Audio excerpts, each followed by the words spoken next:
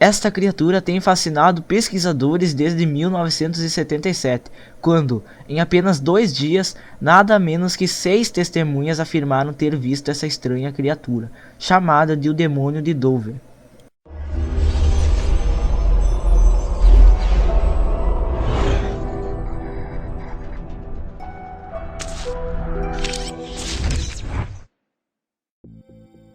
Essa história começa em 21 de abril de 1977, quando por volta das 10h30, um jovem de nome Billy Bartlett, juntamente com 2 amigos, desciam de carro a Farm Street, perto de Dover, Massachusetts, Estados Unidos.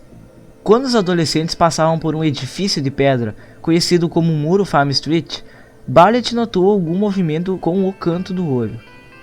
No início, ele achou que era apenas um cachorro ou algo do tipo, porém, quando ele acendeu os faróis do carro, notou que se tratava de uma criatura que ele nunca havia visto antes. Bartlett descreveu essa criatura da seguinte maneira: não era um cão ou um gato, aquilo não tinha cauda, tinha uma cabeça em forma de ovo, parecia que o corpo era de um bebê com braços e pernas longas, possuía uma cabeça grande, quase do mesmo tamanho do corpo, era uma forma como uma espécie de melancia, a cor era das pessoas nas histórias em quadrinhos de domingo. Bartlett também afirmou que a criatura tinha grandes olhos alaranjados e um corpo sem pelos, com o que parecia ser uma epiderme áspera com textura e uma barriga dilatada. Ele ainda esclareceu que essa criatura possuía mãos e pés grandes, com os dedos alongados, com os quais Bartlett afirmou que a criatura usava para agarrar as pedras soltas ao longo da parede. Mais tarde, Bartlett desenhou a coisa ao lado da parede e anotou na ilustração: eu, Bill Bartlett, juro sobre uma pilha de bíblias de que eu vi essa criatura.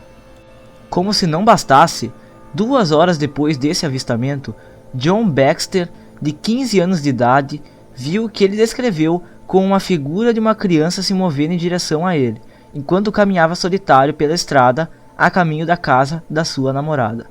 Quando a figura notou a Baxter, aparentemente ela fugiu para as matas próximas da estrada.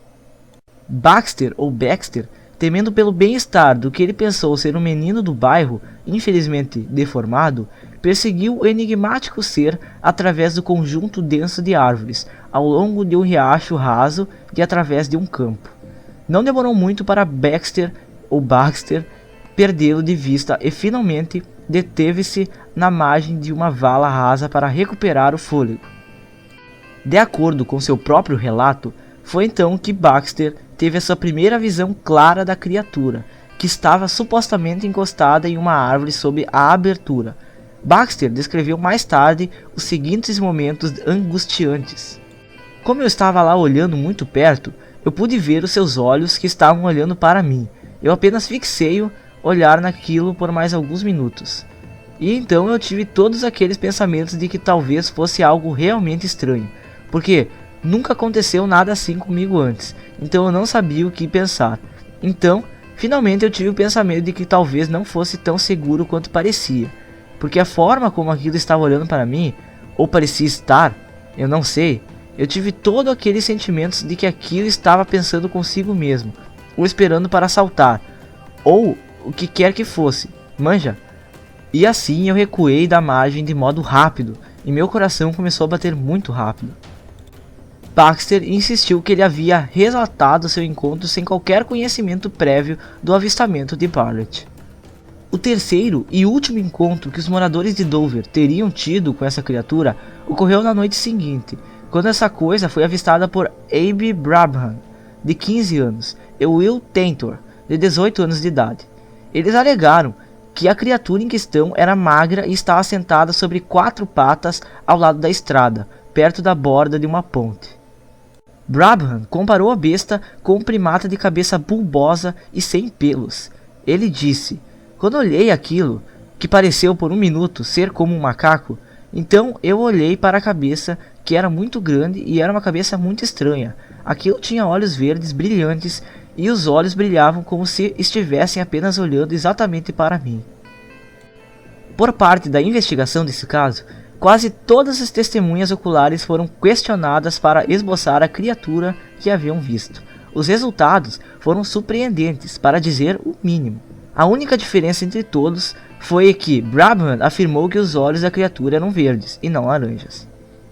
Alguns pesquisadores têm apontado que a luz que reflete dos olhos de um animal, especialmente faróis, muitas vezes criam todo um espectro de matizes e que esta pequena diferença de forma alguma desvaloriza o relato das testemunhas. Quase tão logo a notícia desse acontecimento foi relatado, o investigador Loren Coleman, que entrevistou todas as testemunhas oculares primárias dentro de uma semana dos avistamentos e foi creditado por inventar o nome de Dover Demon, que em português seria Demônio de Dover, e seus companheiros Ed Fogg e Walter Webb desceram à região com o objetivo de recolher o máximo das provas possíveis. Todos os 3 investigadores chegaram à conclusão de que não havia nenhuma evidência de ser uma farsa. Temos um caso credível, com mais de 25 horas de relatos por pessoas que viram alguma coisa. Nada como o demônio de Dover parece ter sido relatado antes ou depois. A criatura de Dover não corresponde às descrições dos chupacabras ou de alienígenas de Roswell ou de Beth Ered, no qual teria atacado uma família em Hopkinsville, Kentucky, em 1955.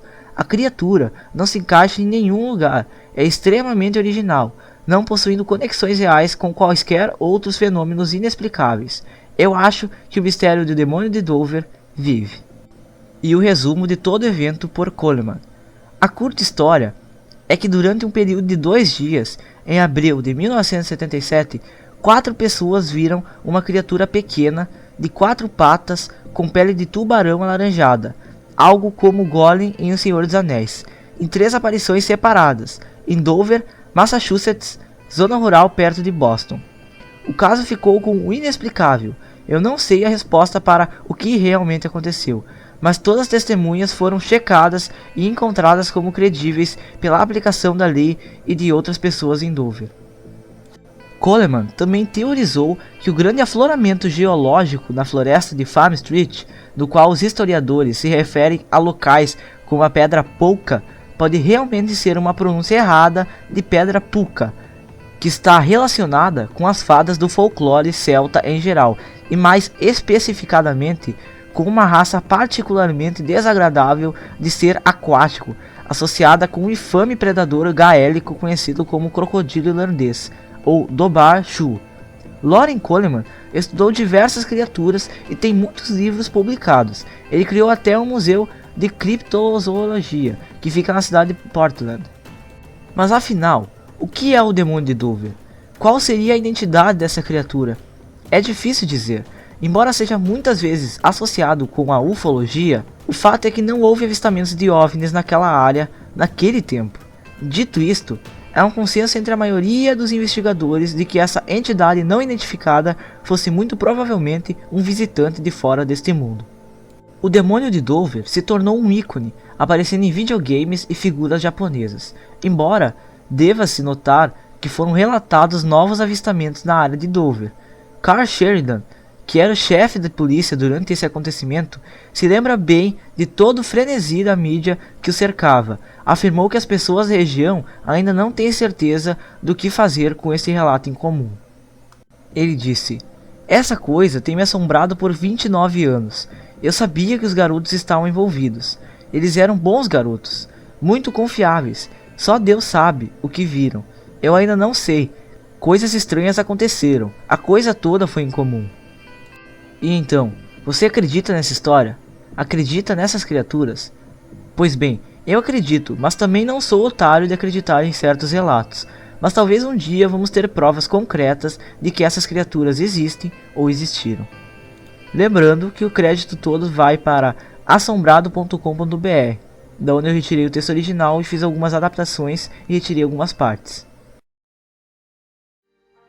Não esqueça de clicar no gostei e adicionar o vídeo aos favoritos para ajudar o canal. Também aproveite para compartilhar esse vídeo nas suas redes sociais. E falando em redes sociais, curta nossa página no Facebook e nos siga no Twitter, que está aparecendo aí na tela. Acesse nosso site também, é só entrar em nossoincríveluniverso.blogspot.com. Lá você pode conferir os vídeos e notícias em gerais. Se quiser entrar em contato, me envie um e-mail para johnnyjonathandiasbonal@hotmail.com. Não esqueça de deixar a sua opinião e suas sugestões. E assista ao nosso último vídeo, é só clicar aí na tela. Muito obrigado por assistir esse vídeo, até a próxima. Tchau.